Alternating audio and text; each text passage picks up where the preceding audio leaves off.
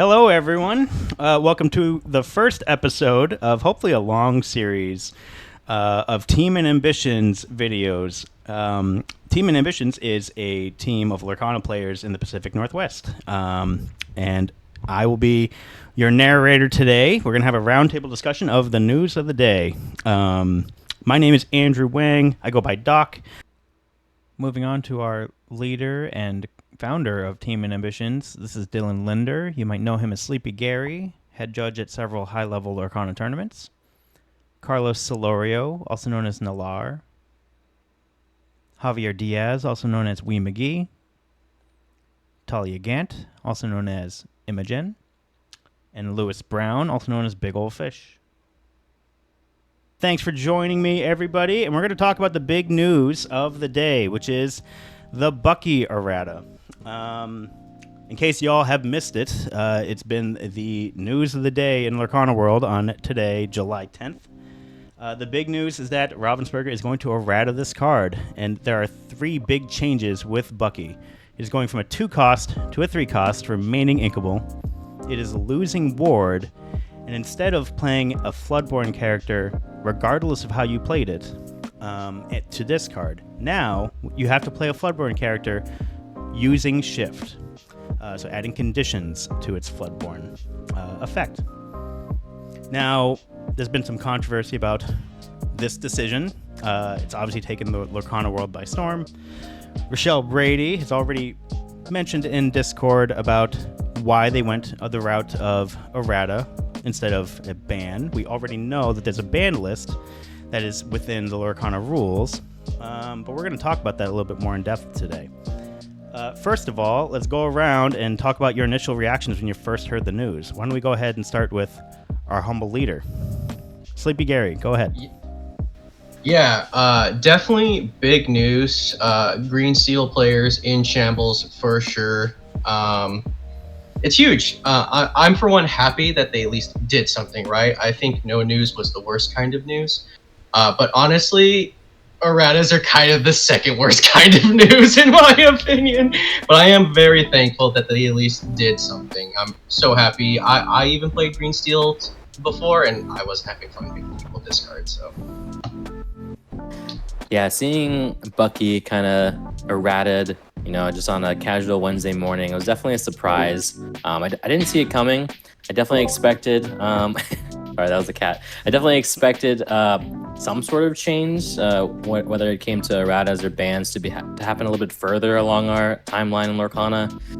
Probably minimum after set 4, once things maybe settled a little bit, because from set 1 to set 2 to set 3, the meta has changed quite a bit from set to set.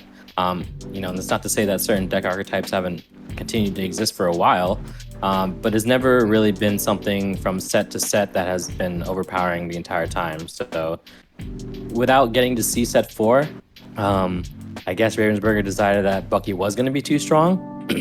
And we can only assume that's because of the introduction of more Floodborns that are probably going to get printed into the game. So my initial thoughts are it was a little too harsh, but probably needed to satisfy a player base that was probably not having a good time for the most part.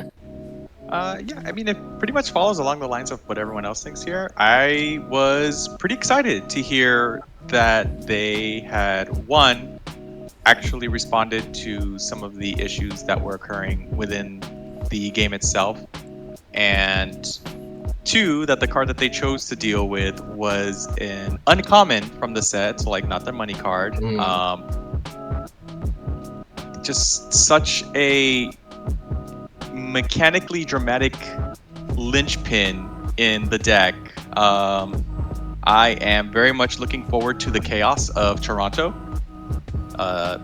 As for what they actually did to it, I think it's fine. I know there's a discussion to be had about errata versus banning, but on the whole, I think this is a positive step for the game and will allow Ravensburger to continue to try and experiment with things such as alternate cost shift cards.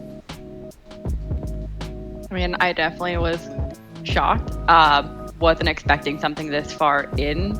I'm newer into the TCG, like deep diving into it, so I'm not sure where the timeline usually sits for these things happening. But I mean, having not had any actual bans or anything towards this level being like discussed recently, and then all of a sudden just Wednesday morning, hey, look, goodbye, squirrel, was not what I was expecting at all. I do think it's definitely going to shift a few things. We might see some comebacks of decks that have disappeared or attempts of it, as well as definitely the rise of a few decks that we've seen a bit come back a bit more, mostly in those reds and blues. But I don't know. I have mixed feelings about it. I kind of like the little crazy squirrel, so. Fundamentally, I think I'm just going to echo kind of what everyone's feeling. Like, it's a very much, I'm glad that they took action. I think there was a heavy opinion kind of throughout the community that Bucky was a problem, if not necessarily in power, then certainly in like the gameplay loops that he provided. As far as I can tell, kind of browsing Lorcana social media, might be in one of the more minor groups in that I'm actually glad they did an errata instead of a ban, but we can get into the details of that and why I feel that way later in the video. I guess it's my first reaction is just I'm glad they did something. Could they have been a little less clumsy with it? Also, yes, but we'll get into the details of that later on in this video. All right, thank you all. We're going to go into some a little bit more directed questions. So as you all saw, 3 erratas to this one card. The cost change, the loss of ward, and basically a reinvention of its discard effect. Too much, too little, or just right? I'm going to chime in first here as someone who is glad they did an errata. I will caveat that with way too much, way at once. I think everyone will kind of agree with this take. Any one of those changes probably would have been sufficient to bring the frustration level of Bucky down. Whereas I feel, and this is by no means a hot take, that they have errated him into a state that is effectively a ban. Yeah, I would agree saying that it was probably too many things they tried to change in order to effectively ban it. I really don't like when a certain playstyle kind of just gets eliminated. Like, you should give the players the choice to work with something. But the problem with Bucky was that the opponent couldn't work with anything to get rid of Bucky. So the interactiveness wasn't there to like actually make significant like choices throughout the game against Bucky. And I think that's what they needed to kind of teeter on, was like, make sure that your opponent can sort of have the options to deal with it, but don't disturb like what your player base is trying to do with the card, so that they can still have like that play style of discarding. Because, you know, we can all say that, like, you know, discarding is not very fun, and, you know, it sucks losing all your cards in your hand, but like, it is a play style, and some people do enjoy it. So you're kind of taking that away from some people. And yes, you can go, you know, other routes with other discardings, like You Have Forgotten Me and Sudden Chilling, but Bucky was a little bit different in the way that you kind of interacted with discarding, especially because it's like the only creature-based discarding as far as I'm concerned, other than the Ursula 2-drops that can take your songs. I guess I will be the opponent to the two conversations. I think when they thought about the actions that they could take, if they weren't going to choose banning, which they didn't, right? They went for errata. I feel like what they did would be appropriate for their mindset, because I think their real concern was that they would errata the card and that it wouldn't be enough. It would still be too powerful. It would still promote poor mechanics through the game, which would force them to errata it again or ban it at that point, which would then make the first time seem like a failure. So I've always been of the opinion that if they're not going to ban it, if they're going to errata it, then it is good that they went too far in one direction, because not going far enough, I believe, would be a worse problem. Along with the fact that, like, it is it is obscene what they did, right? I think all of us agree that any one of those things would have been satisfactory. But by doing it this way and allowing them to errata cards, they can like scale it back. They can always say, you know what? Okay, now he's going to cost 2 again. He still doesn't have ward, and the shift still only works this way mechanically.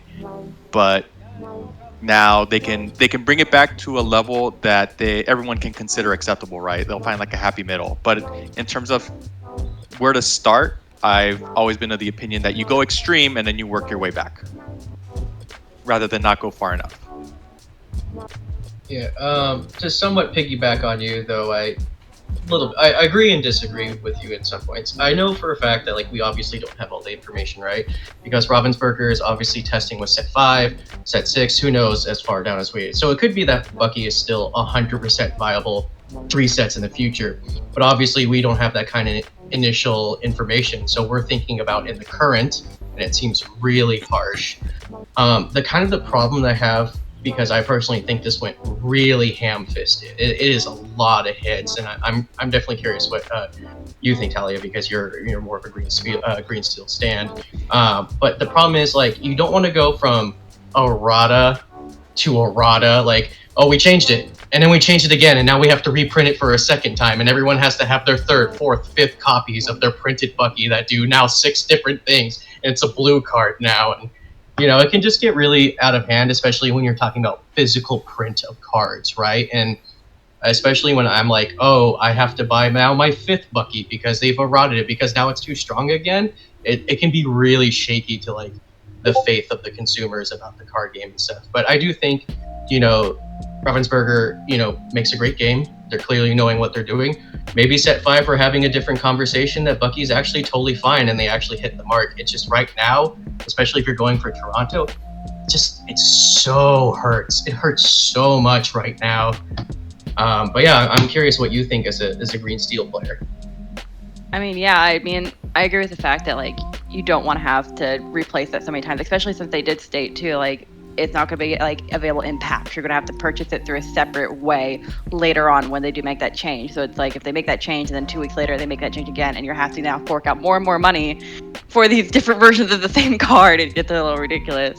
But I mean, it's definitely a lot harsher too, because trying to find a way now to redo an entire deck, especially if you're somebody who competitively likes to play but doesn't have a lot of time in your day.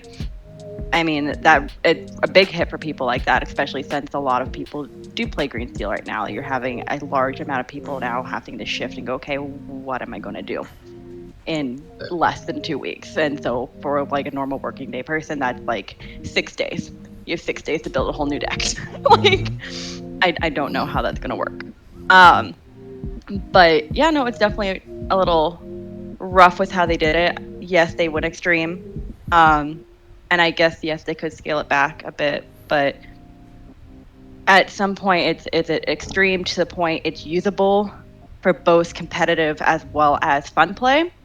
Or is it scaled to a point where it's now only usable in fun play versus as well as a competitive play?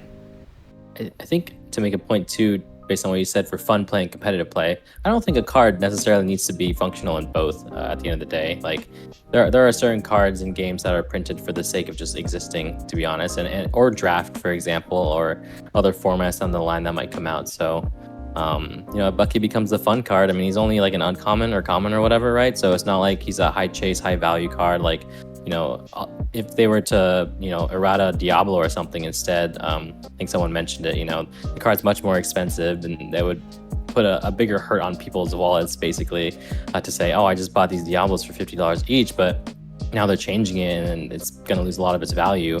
Other than the promo Bucky situation, you know, at least we're not getting some sort of card that was like, you know, over $1 or something from a baseline non-foil card. Over $1. Yeah, we see what you did there. Well done. I do have a follow-up question. I think everyone's kind of on the same page about this was a fairly heavy-handed errata.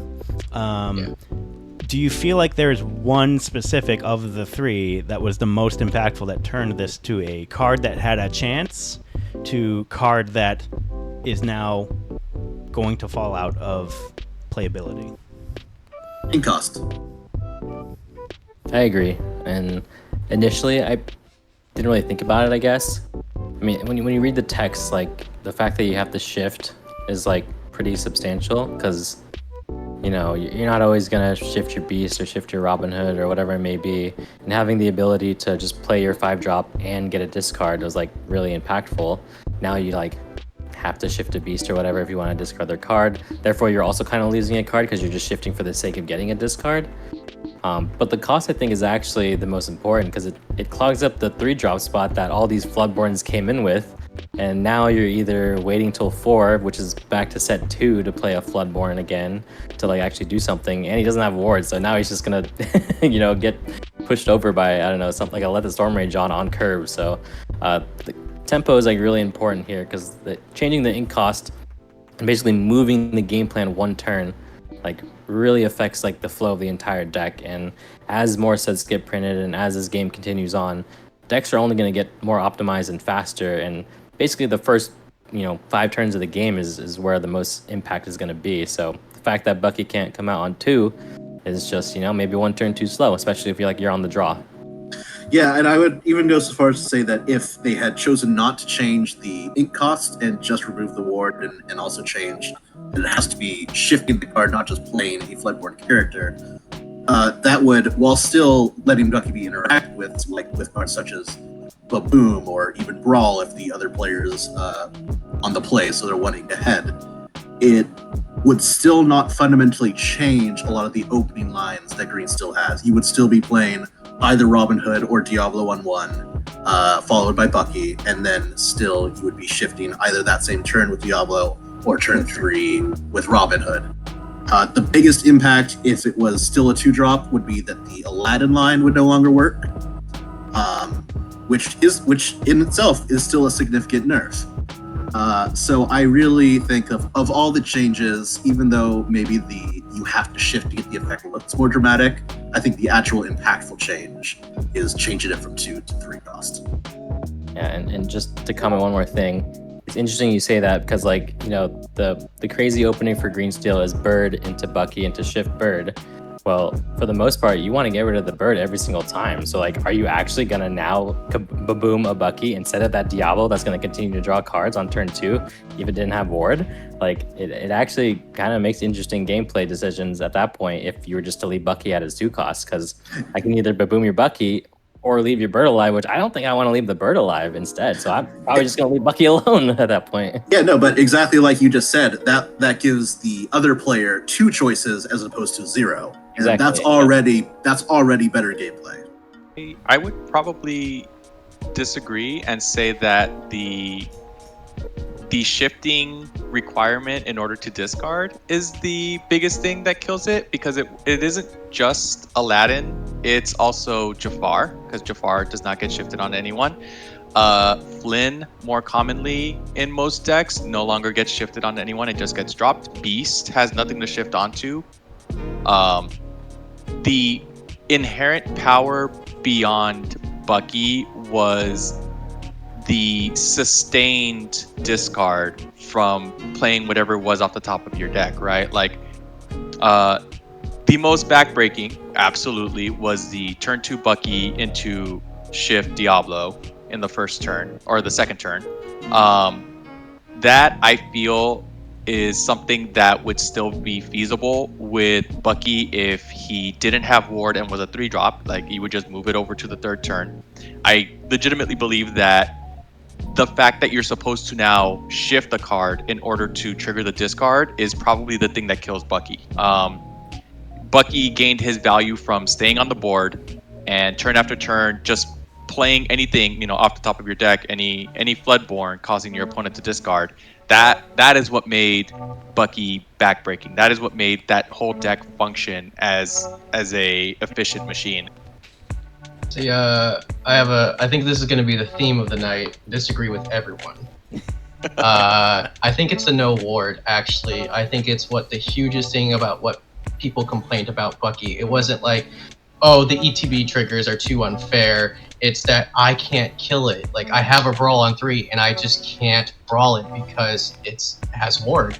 I think no ward is huge into the squirrel. And if if we had the current errata where it's still 3 cost and you still have to shift and it still has ward, I still think Bucky is still insane because you can't deal with it, especially if you move it to a hidden cove. It's still a 2/2 that can't be targeted by anything.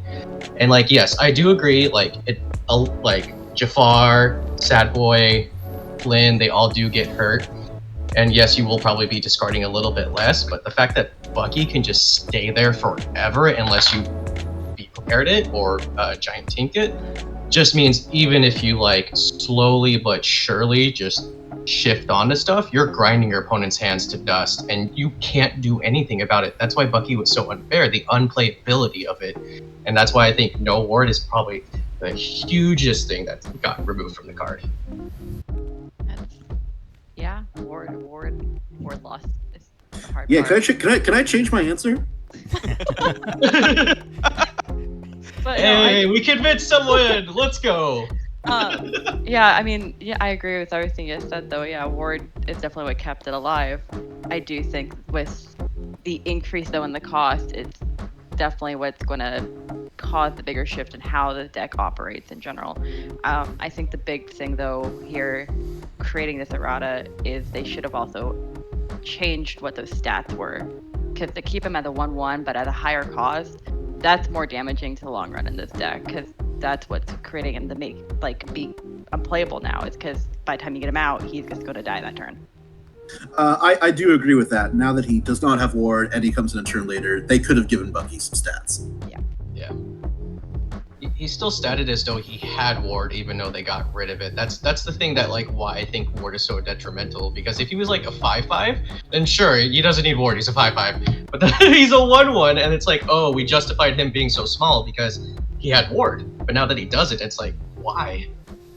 And he's a squirrel. Because he's a squirrel. It's interesting that you all found different, like, of the effects that were changed, you could find ways in which having 2 of the 3 still at least kept it in contention, and everyone kind of had different opinions about which is the third back-breaking change, which might allude to the fact of, like, well, why did they make 3 changes? Yeah. Which would kind of lead us to our next question, which is, so obviously they made this big errata. They could have just simply banned the card. Now, why am I bringing up banning? Well, if you, like most people in the tournament circuit, know that in the organized play rules, there is a separate list that is not currently filled out. This is the first of any card in Lorcana right now that has any sort of regulation to it beyond what is written on the card, beyond like just text errors. But now they completely changed the card, but they kept it in the game. But why didn't they ban it? Or should they have banned it instead of this path? I am camp. We should have banned Bucky. 110% we should have banned Bucky. I am not a fan of erratas. Look, I understand that people want to play with their cards, and I get that even casual players, if you go up to like your kitchen table, they still don't really want to play with banned cards because they feel it's like some sort of like, I guess, cheating in a way, because it's like, oh, you're playing with banned cards, you're that guy. I totally get it. Totally get it. It's letting casual players play with their cards. But the thing is, I think it's more damaging because if I'm just getting into the game and then I open Bucky, I'm like, oh, sweet, I'm going to build a deck around this. And then I go to my locals and everyone's yelling at me because I'm playing the wrong card. And I just don't know any better because, you know, I just came to the game and I haven't gotten the newest thing, or I don't pay attention to Lorcana news, or, you know, I don't follow Team Ambitions, which I should. Like, there's so many different things that, like, people don't know, and it's actually just harmful to them. And then it's also like the costing. Like, I get it, it's an uncommon, it's not the end of the world. My big thing is it sets a precedent, because what if they did this to Diablo? Everyone would be losing their minds because now their $50 card doesn't work how it's supposed to. Everyone's okay with it because it's an uncommon, but who's to say they can't do that in the future? And now I have to buy a whole new playset of Diablos. And like, yes, I understand banning is effectively saying the same thing, but cards can get removed from the ban list. If you errata stuff, you can't just go back and unerrata it unless you completely remove the changes you made. If you go back and make slightly different changes to the changes you made, that's a third copy of Diablo I have to buy. And it's just like, it's just too much, it's confusing. Not a fan of it. Not a fan at all. I think I'll jump in next because I think I might be the person on the furthest other extreme, where I am pro errata rather than banning. I don't think banning is bad as such. I think banning Bucky would have also been functional, but not so much specifically what they did to Bucky, because again, I do think it was a little heavy-handed, but I actually like the precedent of errata things. For example, it has been one of my catchphrases since the card that has come out that the Queen's Castle, every number on that card is wrong. That is my pet opinion. I've said it a lot. Everyone here knows I like to say it. And what I mean by that is, if the Queen's Castle cost 5, or if it cost 2 to move a character there, or if it only gained 1 lore instead of 2, it would be a much more balanced card. Because as it currently is, it is far and away, no discussion to be had, the best location in the game. You can, if you put it side by side with one of the best cards in the game, and if you put it side by side with every other location that currently exists, it's not even close. So in that sense, if they chose later in the future to say, yeah, we missed the mark on the Queen's Castle, we're changing any of these numbers one way or the other, I think that's better than, say, having to ban the card because it's so miles ahead of anything. I'm not saying that Castle is necessarily a problem at the moment. It's very strong, yes, but it's not causing what people would describe as degenerate play like Bucky is right now. But I think having that lever to adjust is a good thing. What do you guys think? I'm kind of curious. What camp do you belong in? Am I right or am I wrong? Am I crazy? I mean, like I said, I'm more newer to the deep diving part of the TCG realm, so going through either change would be different for me. But Yeah, how do you feel as a new player? I'm like literally in the middle of this, so it's like I can see where the benefit of banning the card would be if there's less confusion, don't have to worry about it. It still exists for collector purposes, but other than that, it's just there. Versus their auto where it's like, yes, have these and keep playing with it. But like you said, somebody who has no idea what they're doing coming in, like, hey, look, fun card. Oh, I have to redo everything because I didn't know that's not how it functions. Yay. But yeah, no, it's really weird just kind of being in the middle of that because I am seeing the pros and cons from both sides. But it's like, as a newer TCG player, I'm like, I don't know which side I would really stand on for that because I haven't gone through enough of it to say yes or no. I'd probably say that I'm like kind of also in the middle. I guess it's because like coming from like Magic the Gathering, for example, they have a pretty large ban list, but they also have like a much larger list of formats that you can play in. So like, just because, for example, like Bucky was banned, if he got banned, maybe in the future there's a format where Bucky's allowed, and then that card's totally fine still. But now, like Dylan was saying, it kind of just feels like, for someone who's just like opening a pack of Floodboard and they get a Bucky, it's like, oh, suddenly you're playing in a illegal card or whatever, and you're going to go to your locals and someone's going to be like, no, take that away. That's not allowed here, kind of thing. So to kind of just like, from that perspective, a ban outright kind of feels icky. But then on the errata side, it's like, let's make a change so that people can still play their favorite character or whatever it may be, put it into their Emperor's New Groove deck or whatever kind of squirrel nonsense they want to work with, and then kind of go from there. But then, like, again, kind of like what Javier was saying earlier, if you don't go far enough and you have to retouch it again, then you're gonna have a third copy of a Bucky, and then what if you have a fourth copy of Bucky, and then new players that are getting into the game are gonna have 4 copies of Bucky, and then how are you gonna have that discussion with someone at the table, right? So it's hard to say if errata or banning is the right choice. I think at the end of the day, the fact that they did something was the right choice. And it kind of goes to show that like Ravensburg is willing to adjust and kind of rethink whatever's going on in the current scene.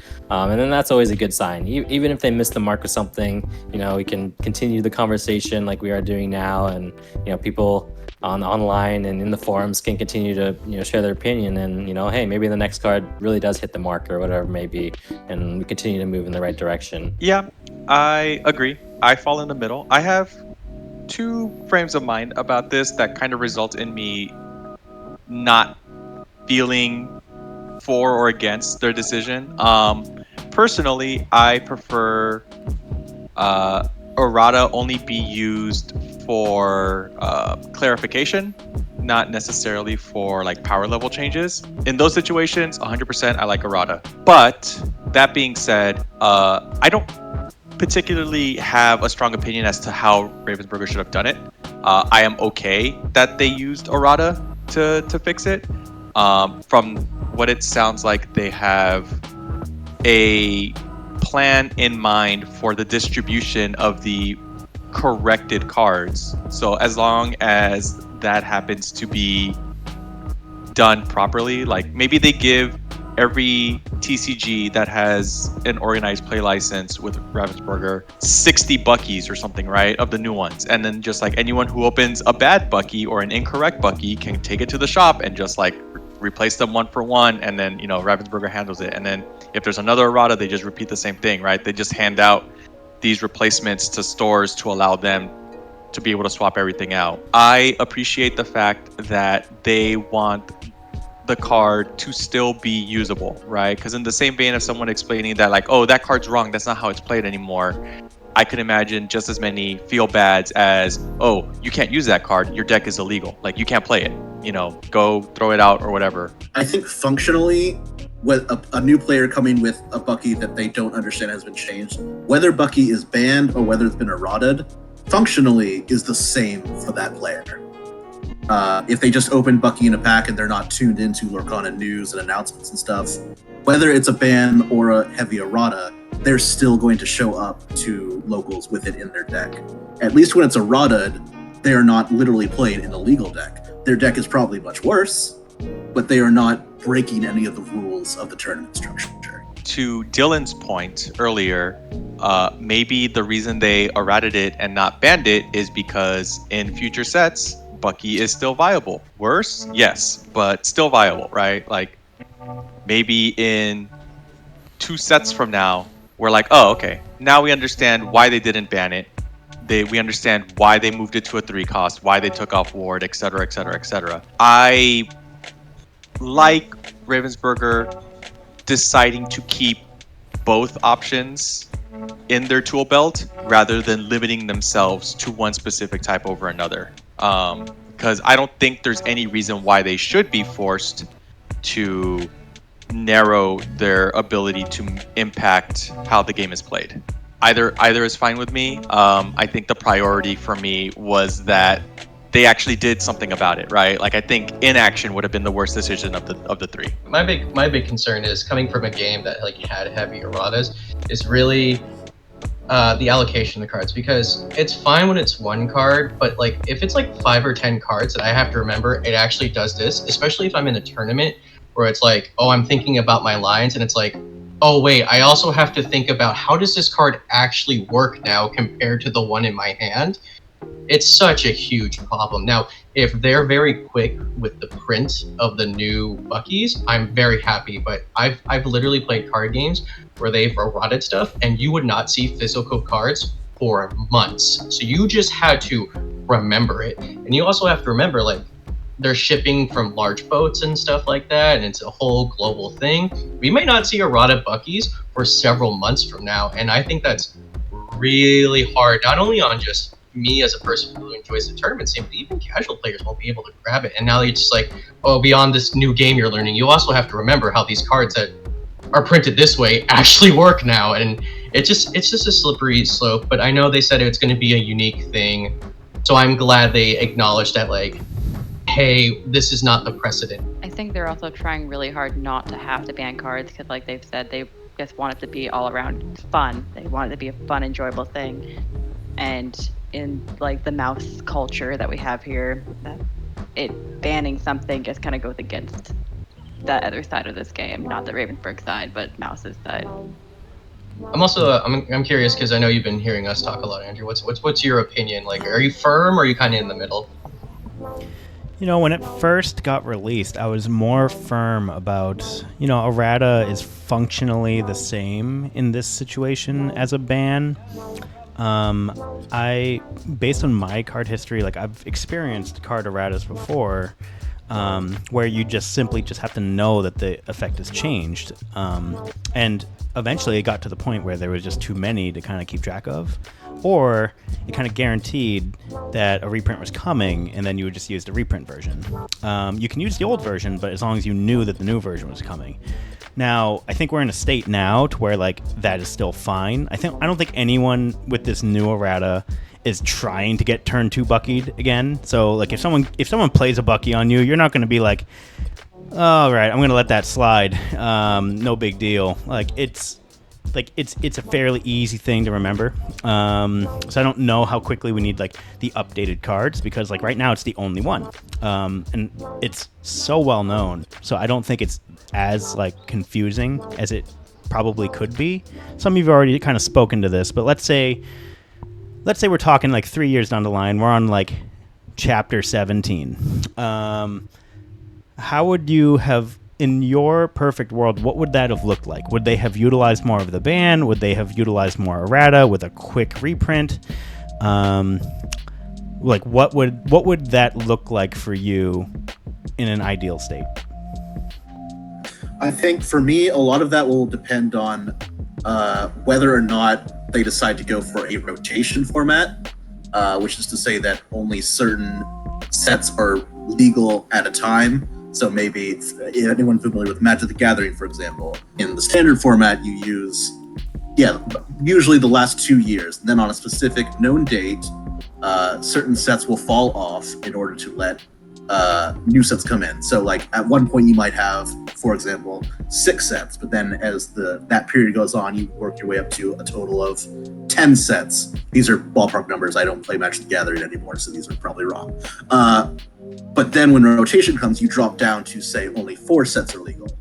And we just have no information on that. Other games that can mention, for example, Yu-Gi-Oh! Never rotates. Cards that were legal when the game first started are still legal to play, barring the ban list.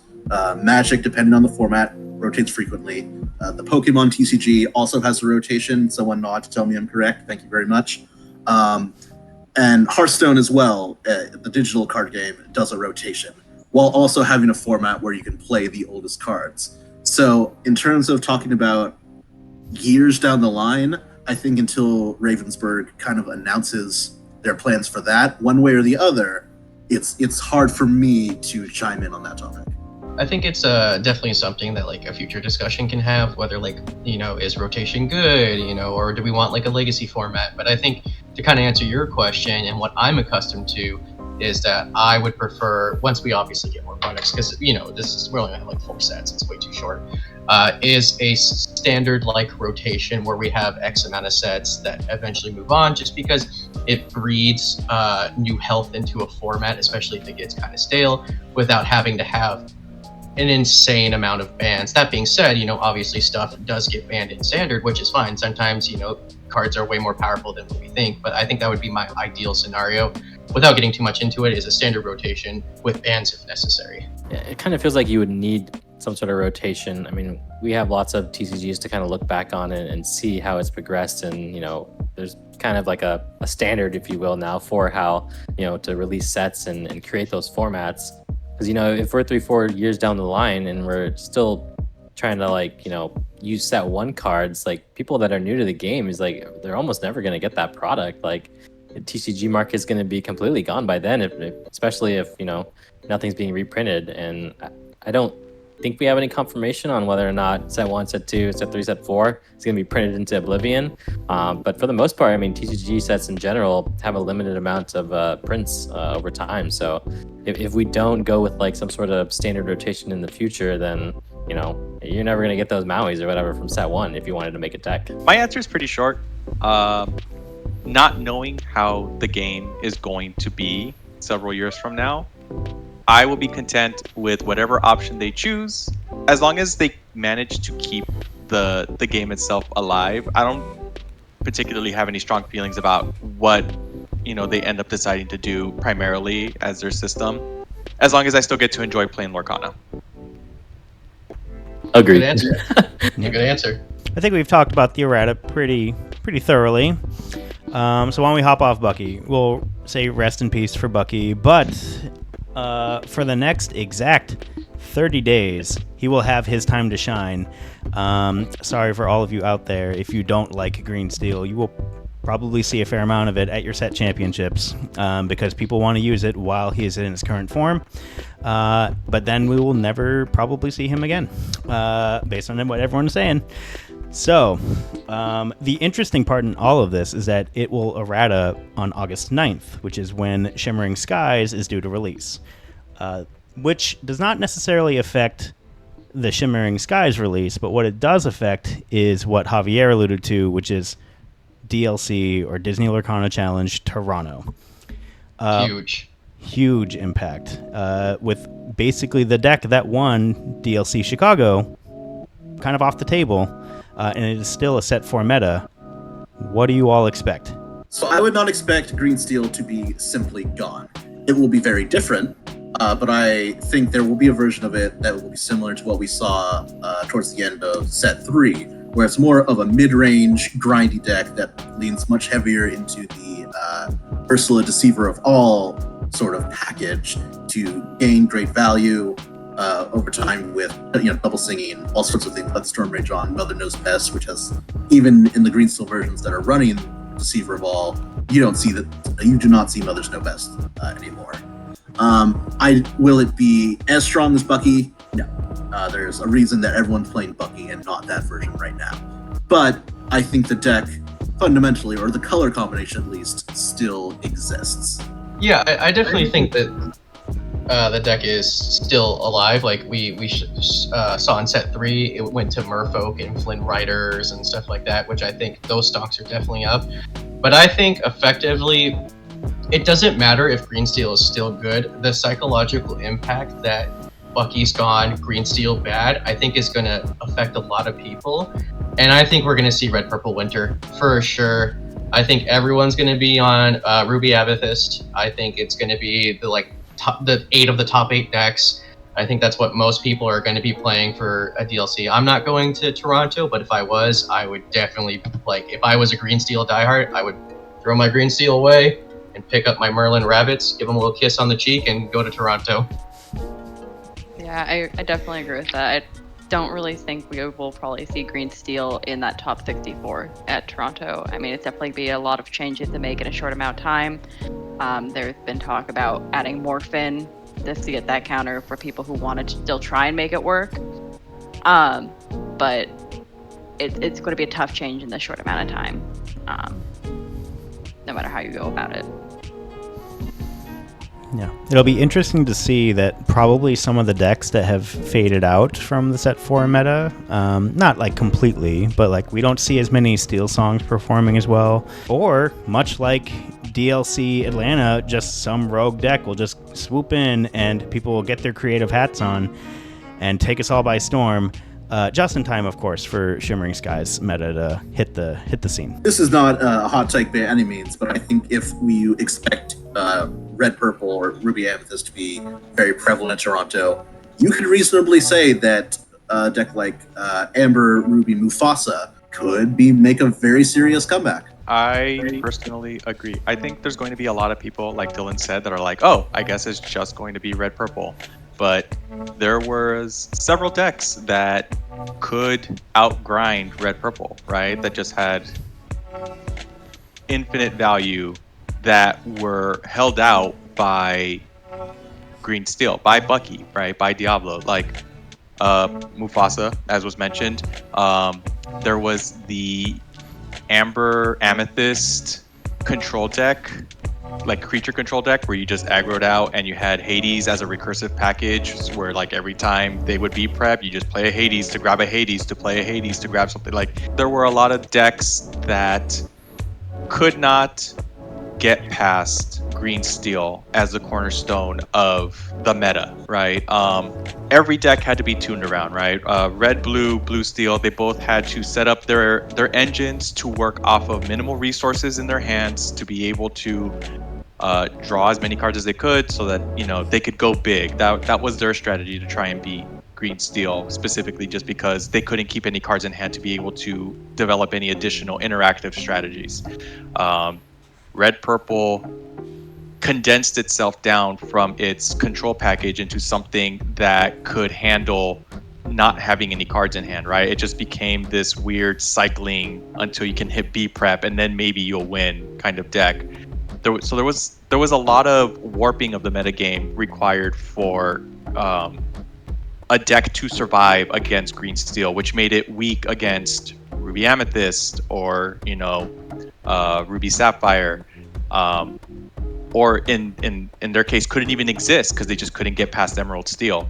So I think with emerald steel no longer being the linchpin to determine whether or not you could survive as a deck, I think a lot of the old decks that you didn't see anymore will come back. I mean, Emerald Amethyst was second place at the last DLC, and no one's played it since then, but also it didn't play Bucky, right? It still played very effectively, and it did really well.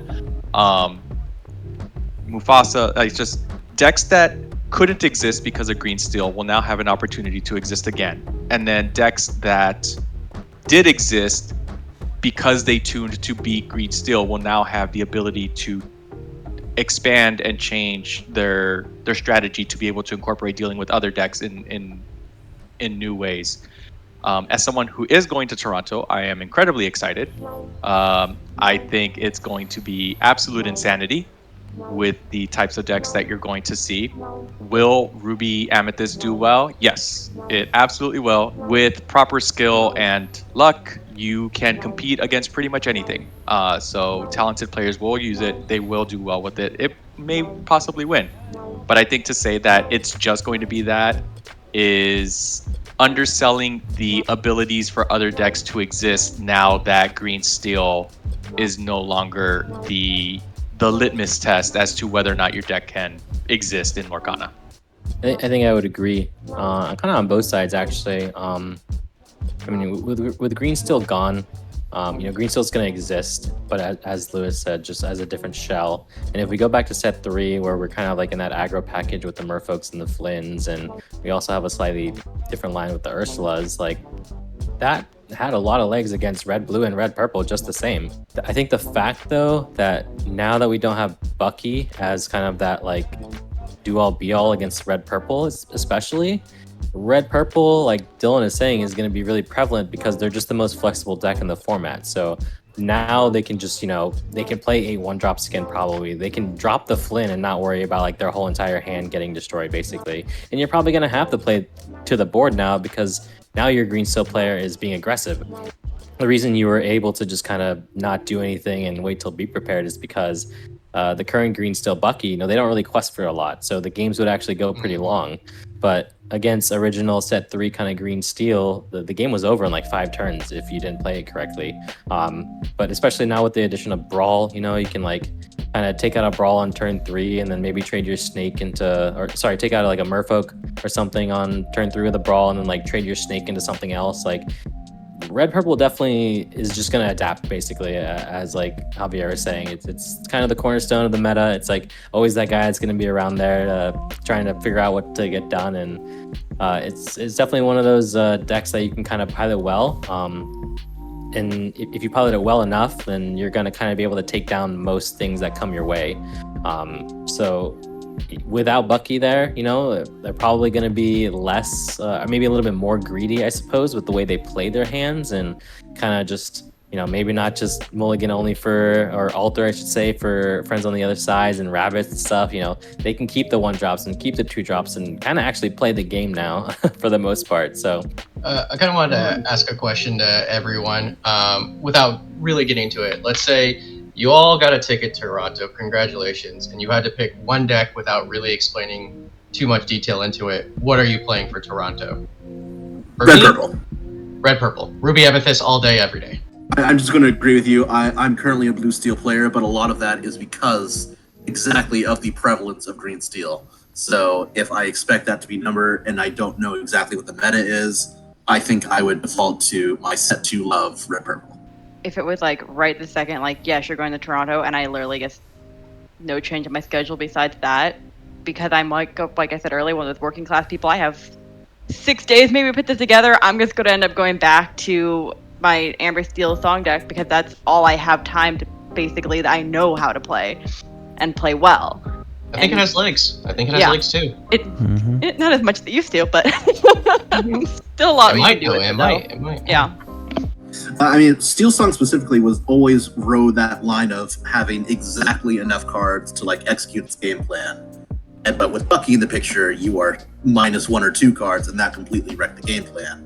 If that's no longer an issue, then I agree. I think Steel Song absolutely has a good chance of finding its way back. What about you, Andrew? If you had to choose.